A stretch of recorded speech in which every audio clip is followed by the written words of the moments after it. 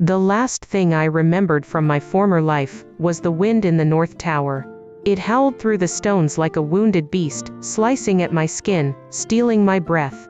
I had been imprisoned there for 3 days, without food, without water, left alone with the forged letter that claimed I had taken my own life, and the small vial of poison my sister tossed at my feet as if offering a piece of stale bread.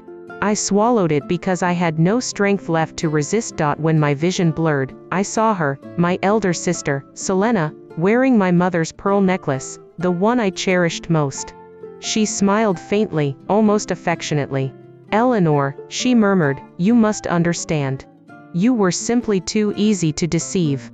Behind her, Asher, my husband, the celebrated, elegant duke, who once spoke to me with velvet in his voice, tightened his cuffs and said, "Let it end. She has served her purpose." Their figures faded as the poison reached my heart. Then everything went dark. But when I opened my eyes again, I was not in the frozen tower. I was lying in my own bedchamber, enveloped by soft morning light. The pale gold curtains fluttered gently. The scent of lavender water lingered in the air. And the mirror across from me reflected not the broken, dying woman I had become, but a young girl with unspoiled skin and bright, nave eyes. I struggled upright, my breath shaking. No, this cannot be. The door opened without my permission, just as it used to when I was 18. "Good morning, my lady," said Lucy, my childhood maid, her cheeks rosy from the cold. "The seamstress has arrived. Your mother asks that you choose a gown for tomorrow's birthday celebration." 18. My birthday. The year when everything began. I gripped the coverlet until my knuckles whitened. "Lucy," I whispered, "what year is it?" She blinked. "Why, 1894, my lady. The first week of winter. 10 years. I had been thrown back 10 years, before the engagement, before the marriage, before the betrayal that burned the world around me to ash. A tremor ran through me, half terror, half a fierce, rising clarity. I stood. My legs shook, but they obeyed me. I crossed the room and touched the mirror with trembling fingers. My face, smooth, untouched, looked back at me. My eyes, once dim with despair, now held a sharpness I did not recognize. "I am alive," I said quietly. "I have returned. In my former life, I had been a gentle, obedient daughter of a noble house. A girl who believed every kind word, trusted every promise, remained silent even when wronged. My sister used my innocence as a weapon. My husband used my wealth as fuel for his ambitions. And I died for their sins. How foolish I had been. Not anymore. This time, I would not be the prey wandering willingly into the hunter's jaws." Downstairs, I heard the muted bustle of the estate, the clatter of servants preparing decorations, the distant rumble of carriages arriving with packages for the celebration. Everything was exactly as I remembered. Except for me. A coal grate crackled softly, warming the chamber. I stepped toward it, letting the heat kiss my chilled fingers. Fire. In my past life, I feared it.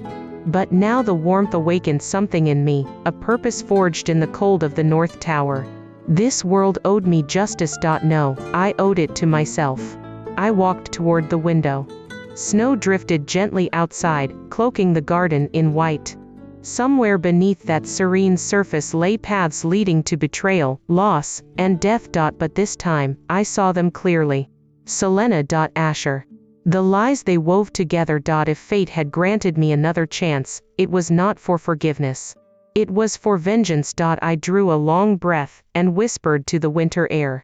"This time, I shall decide who suffers." And for the first time in 10 years, 10 years stolen from me by cruelty, I felt alive. My rebirth marked the beginning of their end. I descended the staircase slowly, hand grazing the polished oak banister. The house bustled with preparations for my 18th birthday, yet every detail felt like a ghost from another world. The scent of beeswax polish, the faint notes of a violin warming up somewhere in the parlor, the laughter of young maids carrying ribbons. I had lived all this before. But the warmth of nostalgia did not reach my heart. Only cold calculation did. My first task was to face Selena, the sister who, in my previous life, had wrapped venom in silk and smiled as she delivered it. I found her in her chambers, seated before a tall gilt mirror as the hairdresser arranged her dark curls. She always looked flawless, the perfect elder daughter of the house, revered for her composure, envied for her beauty. "Eleanor," she said, turning as if surprised, though her eyes betrayed expectation. "You are early. I thought you disliked these bustling mornings." I stepped inside, schooling my expression into a mild, youthful softness. "I woke early today. I wanted to see you." Her brows lifted in amusement. "How affectionate." A gentle laugh, elegantly rehearsed. In my past life, I would have felt warmed by it. Now, I saw the impatience behind her smile, the irritation she hid like a lady hides the stain on her glove. I approached the vanity, trailing a finger along the surface of her perfume bottles. "Mother says tomorrow's guests will be important. Perhaps even certain eligible bachelors." She tilted her head, feigning casual interest. "Is that so?" "It is said," I continued lightly, "that the Duke of Asherfield might attend." She went still for the smallest fraction of a second, then smiled. "Yes, I heard he is visiting the region." "How fortunate for you, dear sister. A young lady must make the most of such opportunities." Her tone was supportive, warm, just as it had been when she guided me toward the very marriage that doomed me. I offered her a childish, trusting smile. "I shall keep your advice close." She relaxed, pleased to imagine me pliable as ever. But I leaned closer, lowering my voice. "Tell me, Selena, do you desire father's harbor leases?" Her eyes widened just slightly. "Why would you think such a thing?" "Oh, nothing," I said sweetly. "Only a thought. A test, and she failed it." Her pupils tightened, her fingers twitched on the fabric of her gown. "In my past life, I never noticed such signs. This time, I documented them with precision. I left her chambers before she could recover her composure. Her eyes followed me in the mirror, a predator startled by the prey suddenly baring hidden teeth. Later that afternoon, our estate hosted a small tea gathering. I remembered this day well. It was when I first met Asher, the man who would destroy me. The doors of the winter conservatory opened, and I heard his voice before I saw him, smooth, refined, carrying the confidence of a man accustomed to admiration. When I turned, he was standing near the potted palms, sunlight gilding his hair. He was exactly as I remembered, tall, impeccably dressed, features sculpted with aristocratic precision. He approached with a polite bow. "Lady Eleanor, I presume?" "Yes, Your Grace," I replied, curtsying with practiced grace. "I am honored." He smiled, the same charming curve of lips that once made my heart tremble. "I have heard that the younger daughter of the Vanderlyn family is known for her kindness." Kindness. How that word once killed me. "I try to be," I answered, voice gentle.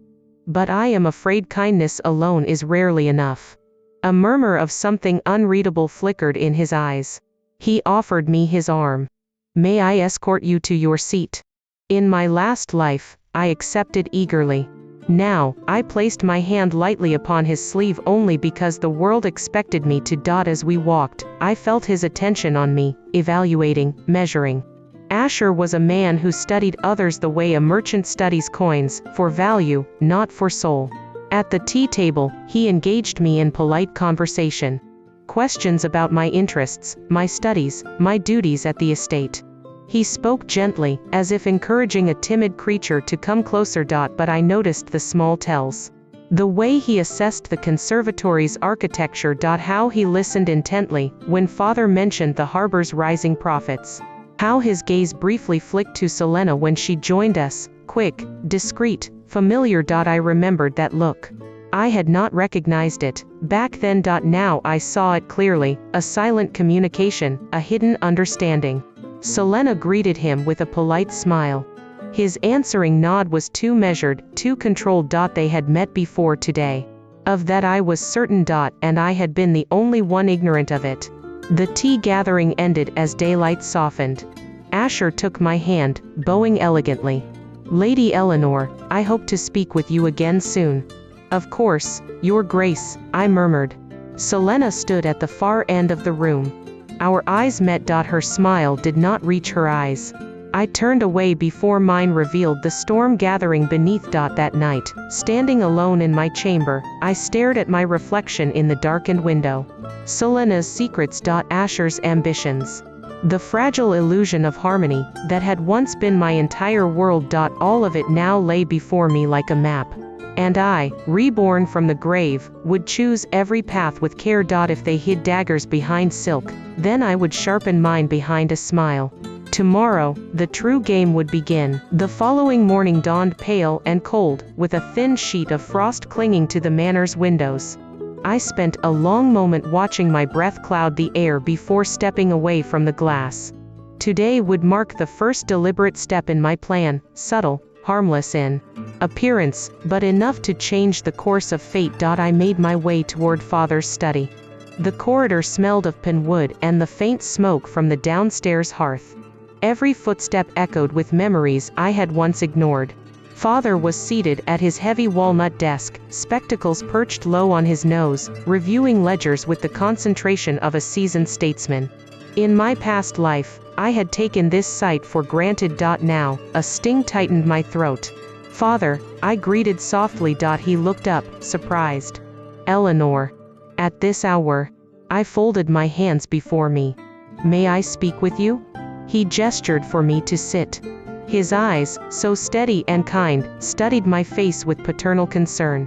What is it, my dear? I inhaled slowly. I wish to learn the management of our estate. Father blinked, momentarily stunned. Estate matters. You have never shown much interest before. I was foolish, I said. I believed such responsibilities belonged only to others. But I am a Vanderlyn daughter.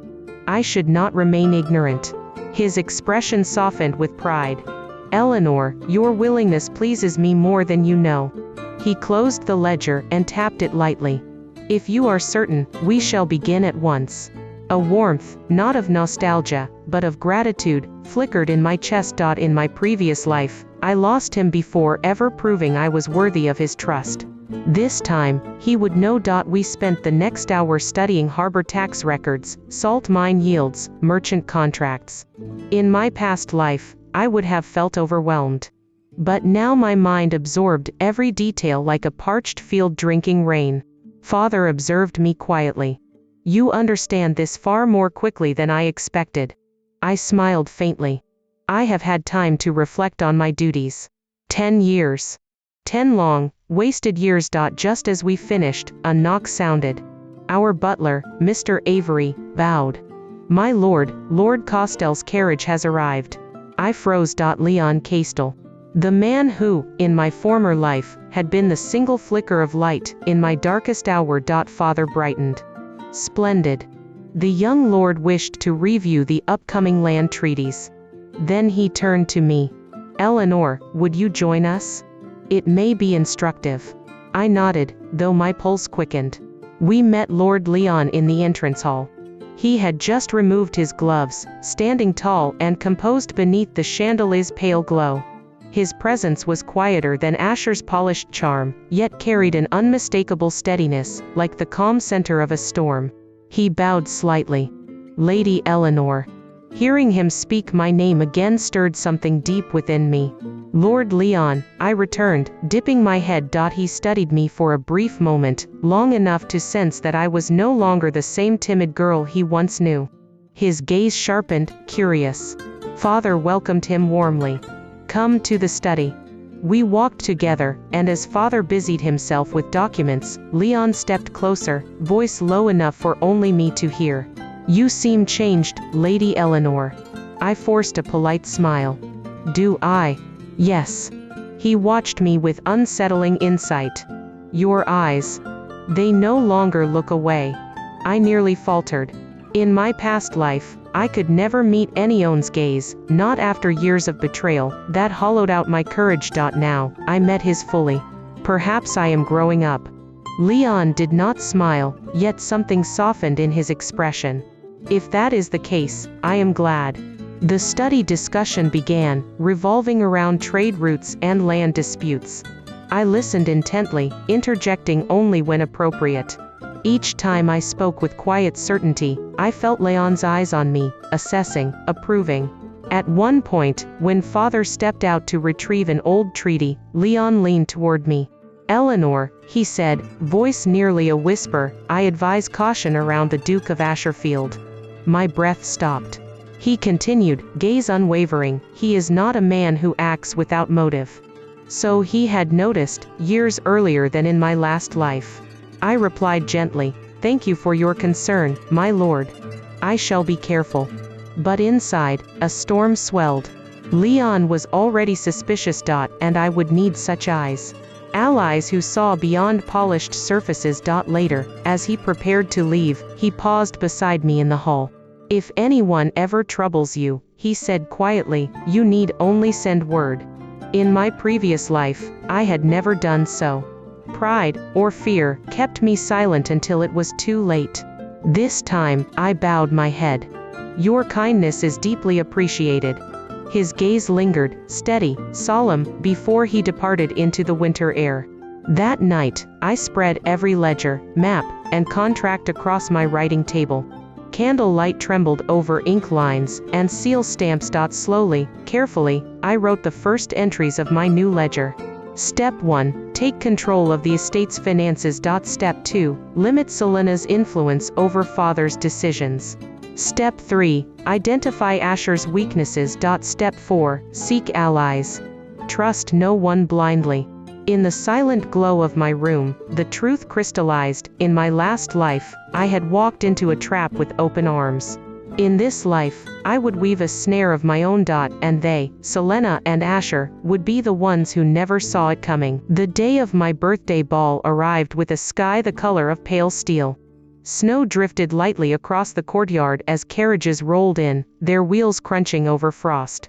Servants hurried between the entrance and the ballroom, arms full of candles, crystal flutes, and garlands of winter roses. Everything was exactly as I remembered. Only I had changed. Lucy helped fasten the last pearl button on my gown. It was a soft ivory silk, modest yet elegant, chosen deliberately. I no longer needed to stand out, I needed to be underestimated. "You look lovely, my lady," she whispered. "Thank you, Lucy," I replied, my gaze fixed on my reflection. "Tonight, appearances will matter greatly." She did not understand, but she curtsied and left me. I inhaled slowly, steadying the pulse beneath my ribs. Downstairs, lanterns cast honey-warm light across the ballroom floor. Guests in embroidered coats and jewel-toned gowns mingled with polite laughter. The air carried a blend of bergamot, spiced wine, and hidden ambitions. I descended the marble staircase. Conversations lulled. Heads turned. But the only two faces I sought were already watching me. Selena, radiant in a gown of rose gold, her smile polished to perfection. Asher, commanding in midnight blue, eyes following my every step. The two people who once conspired to destroy me. I dipped my head gracefully. "Good evening, sister." Selena leaned in, brushing a kiss against my cheek. Her breath carried a hint of jasmine. "You look enchanting tonight, Eleanor." "Truly. A lie wrapped in charm." "Thank you," I replied sweetly. "And you look victorious." Her smile froze for a heartbeat, just long enough for me to know she understood. Then she laughed softly, though the sound did not warm her eyes. Asher approached next. He bowed with flawless courtesy. "Lady Eleanor, you outshine every candle in the room." In my past life, those words had melted me. Tonight, they were nothing but weapons disguised as compliments. "Your Grace," I murmured. "Flattery from you must never be underestimated." His brows lifted slightly, intrigued. "Is that so?" I did not answer. Instead, I placed my gloved hand into his offered one. The musicians prepared for the opening waltz, the first dance of the host family. Selena glided to stand beside us, as if she were the rightful mistress of the evening. As the music began, Asher and I stepped onto the parquet floor. Guests parted to watch us, murmuring approval. He moved with practiced elegance. "Your steps are lighter than I imagined." I have learned the benefit of steady footing, I replied. Especially around uncertain company. A muscle in his jaw flickered. He leaned in, voice low. You speak differently today, Lady Eleanor. I see differently, I whispered, back. Our movements hid the tension, but I was certain Selena noticed something amiss in our exchange. Her gaze bore into us, like a sharpened needle.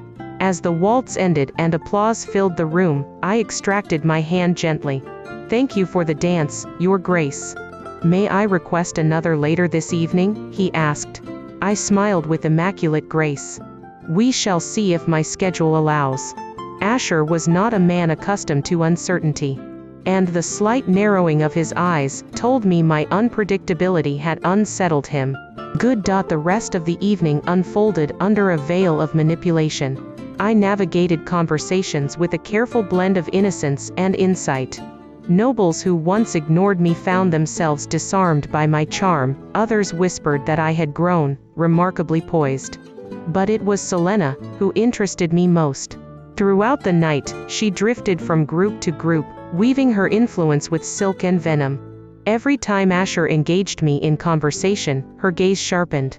She wanted him for herself. She always had. In my past life, I had assumed she envied only my youth and my fortune. But jealousy, I now realized, had been her truest nature. When she finally approached me between dances, her smile was too bright. Eleanor, she said softly, I noticed you were quite friendly with the Duke.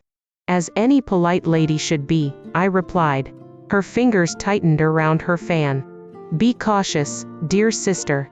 Powerful men are not always safe. Thank you for your concern, I said sweetly. But I assure you, I know precisely who is dangerous.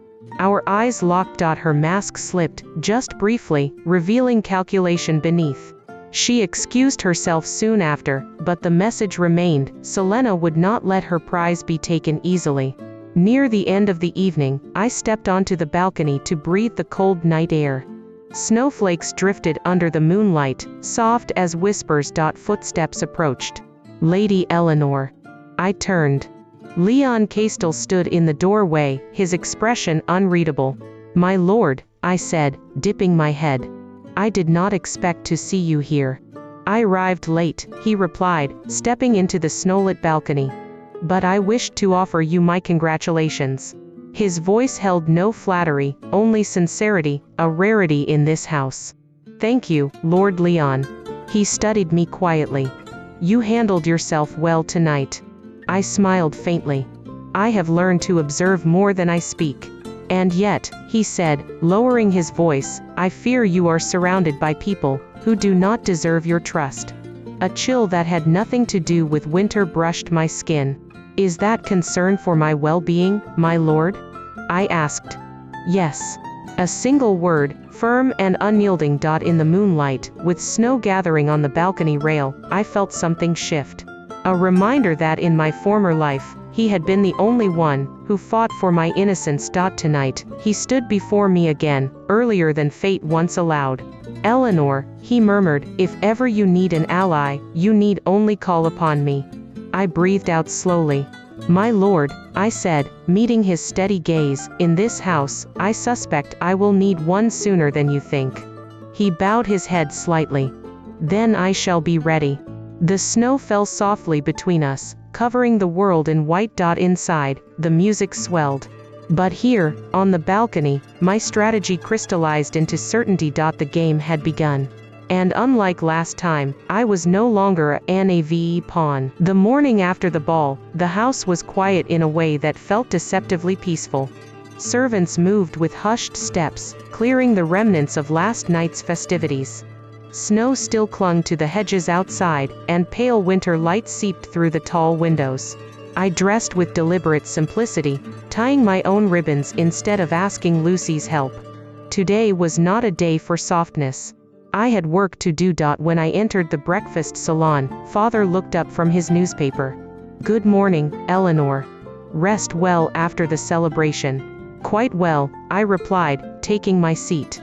Father, there is something I wish to discuss. Selena paused mid-sip of her tea. She wore a serene smile, but I noticed the faint tension behind her eyelids. Father folded the paper. Go on. I would like to take formal charge of the harbor accounts. Selena's cup clinked sharply against its saucer. Father blinked once. So soon? Are you certain? Yes, I said calmly. Yesterday's review of our ledgers only strengthened my conviction. As the younger daughter of this house, I must prove myself useful. Selena recovered quickly, setting her teacup down with measured grace. Father, she said sweetly, Eleanor is still inexperienced. Shouldn't we allow her to learn gradually? Managing the harbor is, notably complex. I turned to her with a smile so gentle it bordered on mockery. My dear sister, I appreciate your concern. However, I believe my education is best served by genuine responsibility. Her eyes flashed. But, Father lifted a hand. Eleanor is right. Confidence is forged through duty. She will begin immediately. Selena's composure cracked for half a heartbeat. I dipped my head respectfully. Thank you, Father. I will not disappoint you. As breakfast concluded, Selena approached me privately, her steps light, but her voice edged like a blade. What are you doing? She hissed. I tilted my head innocently. Learning. You are taking what is not yours. Strange, I murmured, for that is precisely what you and Duke Asherfield attempt to do. She froze. For a moment the mask slipped entirely, revealing something sharp and venomous beneath. You know nothing, Eleanor. Oh, sister, I whispered, stepping close enough for her jasmine perfume to drift between us. If I know nothing, why do you look so afraid? Her breath hitched, the smallest, most telling sound. I left her standing there, pale beneath her perfectly powdered cheeks. The first strike had landed. The day passed with calculated purpose. I summoned the steward, reviewed the harbor contracts, and quietly replaced 2 clerks Selena had bribed in my previous life. They left looking confused, unsure why the timid young lady had suddenly become so decisive. I welcomed their confusion. It meant my enemies would be slower to adapt. By late afternoon, I held more control over the Vanderlyn estate than I ever had before my death. Yet power alone was not enough. I needed leverage. I sought out Mr. Avery, the butler, who had served our family for decades and whose honesty was unquestionable. He bowed as I entered the record room. Lady Eleanor, how may I assist you? I require access to the sealed correspondence from last autumn, I said. Particularly those addressed to my sister. He hesitated. My lady, such letters are private. They are property of this household, I replied gently. And as the one now overseeing financial affairs, it is essential that I understand all influences upon our estate. He studied me, surprised by my firmness. At last he nodded. Very well. Among the letters, one caught my attention, a note from Asher, written in coded politeness but carrying unmistakable urgency. A request for Selena to expedite the acquisition of the harbor leases. My breath slowed. Proof that they had begun conspiring earlier than I had ever suspected. I folded the letter carefully and tucked it into my sleeve. This was the beginning of their end. Night fell like a velvet curtain over the estate. I stepped into the garden, snow crunching beneath my boots, warm breath fogging the air. The moon glazed the frozen fountain in silver. I sought solitude, but someone had been waiting. Lady Eleanor. Leon Castell emerged from the shadow of a cypress tree, his coat dusted with snow. His presence warmed the air more than the lantern he carried. My lord, I greeted softly. You should not be out in this cold. He approached, his gaze searching mine. I came to ensure you are safe. A quiet laugh escaped me. Safe. In my own garden. You know what I mean. His tone deepened. There were tensions last night. He had seen them, between Selena, Asher, and me. Perhaps more clearly than anyone else. Leon, I said, choosing my words carefully, my world is changing. Faster than I anticipated. Then allow me to stand with you, he replied instantly. A simple sentence. Yet it struck deeper than any promise I had ever received.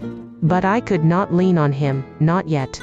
I appreciate your concern, my lord, I said gently. But this is a battle I must fight with my own hands. He stepped closer, snow falling between us in delicate spirals. I will not interfere. But remember this, his voice softened. Should the storm become too great for one heart alone, you have but to ask. For a moment, I let myself breathe in the warmth of that promise. Then I straightened my spine. I will remember. He bowed his head and left, footsteps fading through the snow. I turned back toward the manor, the moonlight reflecting on the folded letter hidden in my sleeve. Selena's ambition. Asher's greed. Their secret alliance. All now firmly within my grasp. I pressed a hand to my heart, not in fear, but in resolve. I had died once. But this time, I would live, not as their victim, but as their reckoning. My revenge had begun with quiet steps. Soon, it would echo through the halls of every estate in the region. And when the final blow fell, they would realize, they should never have left me alive.